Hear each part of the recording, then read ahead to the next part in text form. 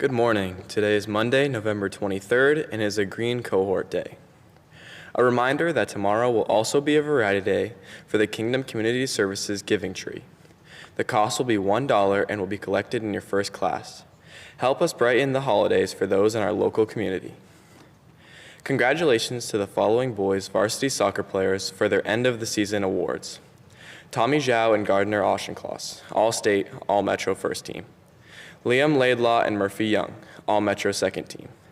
And Tucker Chapman, Robert Wood, and Savino Argudo, Honorable Mention.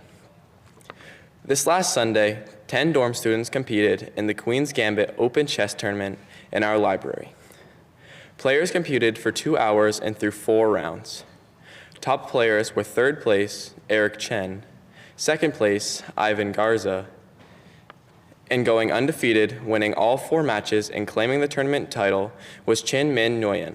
Congratulations to all of the players. Happy birthday today to Angela Roberts, and a special happy birthday to Jason Mitchell Jr. from his advisory. Have a great day.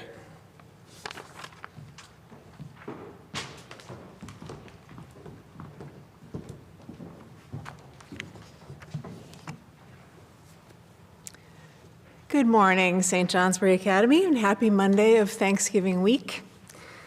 Among the many things I'm thankful for today is the fact that we're here together in person for these 2 days before the Thanksgiving holiday. I'm thankful that these 2 days are this thing called Variety Days, which I've never experienced, so you can dress however you want, and we can offer up a little cash to local charities. This past weekend, our COVID response team and our health center director, Sarah Gary, were praised by the Vermont Department of Health for the prevention measures they've put in place and for the quick, thorough, and responsible process that they go through to respond to COVID cases that we learn about. Thanks to them, we've been able to feel so confident that our school is not where the virus goes from person to person. That's really a very big deal. So on behalf of everyone here, I want to thank them for their excellent work. And thank you to the faculty for coming in to teach, to the staff for coming in to keep things running and clean and paid for and organized and well thought through. Thank you all. These latest rounds of instructions for staying safe are pretty tough. And they keep us even further apart just at the time when we hope to come together to eat pie and argue with people that we love. But it also gives us a chance to really spend time with those people that you do find yourself with, if they're people who lift you up and help you feel better. And I mean spending time really being with them. We live alongside each other a lot, each doing our own work or play, not often putting that aside and really being with each other. Keeping our holidays small gives us a chance to do that, and I hope that we can all take full advantage of it. You have another chance to do that this morning with your A-Block class. The gratitude exercise that you went through the other day, and that I heard from many people, was very enjoyable.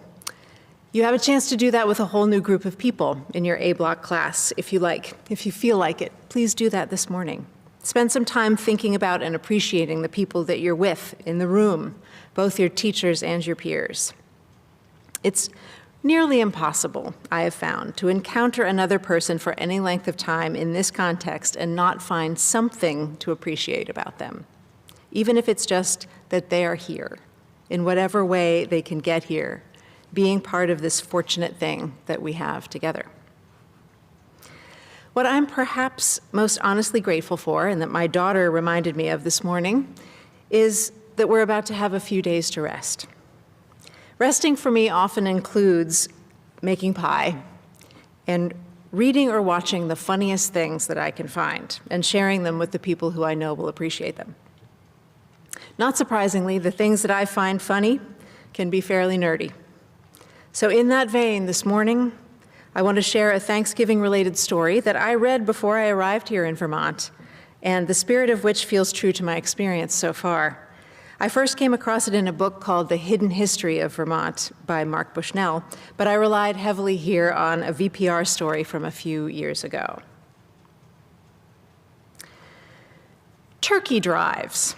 were an autumnal tradition in Vermont from the 1800s to the early 1900s and involved the overland strolling of flocks of turkeys from all corners of Vermont to their destination and demise in Boston. We're talking about thousands of turkeys in each trip, up to 10,000. One of the largest drives in the fall of 1824 involved 40 homesteads. They went all the way from northern Vermont and the Canadian border by a variety of routes along the Connecticut River in the east and Ferrisburgh in the west. Farmers' children often acted as drovers. They were scattering corn in the turkeys' path to coax them along the route, and the route wasn't always smooth. Remember, in 1824, the roads were not very good. Sometimes they were just paths. Sometimes they made their way across fields. And sometimes they had wagons, but this was a primitive and challenging trip.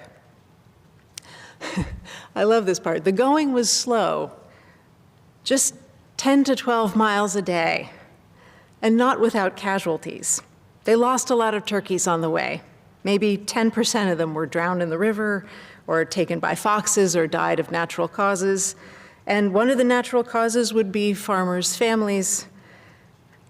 The turkeys presented their own challenges, namely their tendency to roost where they were not welcome. Wherever they are when the sun sets, turkeys will perch for the night. So their collective weight would shatter trees. Occasionally, birds end up perching on a farmer's shed or barn, and the building collapses. In fact, in one town, they roosted on top of a school, and the school collapsed. And that was in Burke, a few miles away from here. Even the illusion of dusk prompted the turkeys to roost, and this led to many prolonged stops inside dim-covered bridges. The drovers would have to go in there and pick them up and carry them through the bridge into the sun, where they'd perk up again and head on their way. There's a record of a fellow in southern Vermont reporting how they clogged a covered bridge for days. In 1840, a farmer, John O'Sheehan, had a traumatizing run-in with a flock. He was headed north in his Surrey toward Brattleboro, and he met a turkey drive headed south. The turkeys began to roost on his Surrey, that's a wagon, and on the backs of his horses. And so he had to drive for dear life to get out of there. But he still ended up with a good coating of turkey guano all over himself and his Surrey and his horses. Ask your teacher what guano is. Turkey drives became less common in the 1850s when railroads began servicing Vermont and farmers chose to ship their turkeys in refrigerated cars. Also adding to their demise was the rise of steamboat traffic on Lake Champlain. In their heyday, though, the drives brought welcome activity to sleepy rural towns.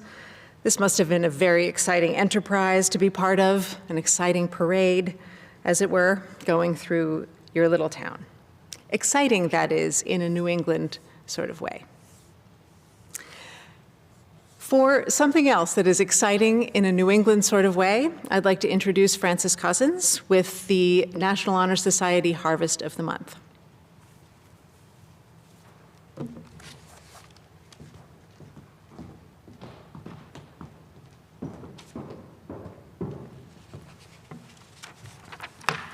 Good morning, I'm Frances Cousins, and welcome to the Harvest of the Month, November.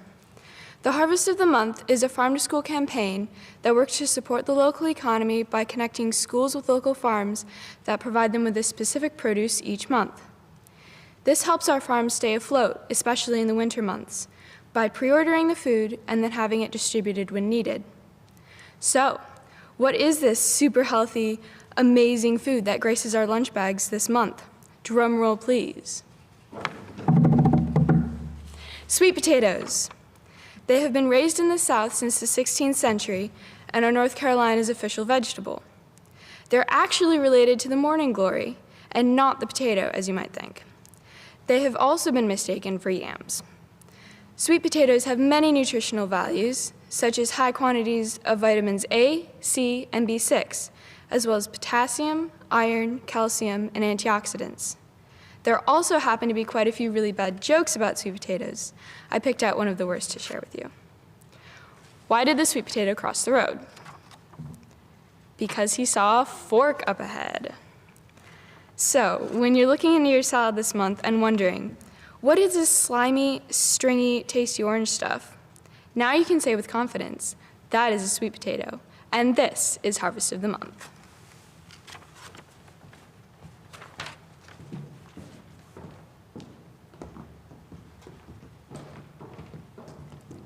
Thank you very much, Frances. Everyone have a great day, and I'll see you tomorrow.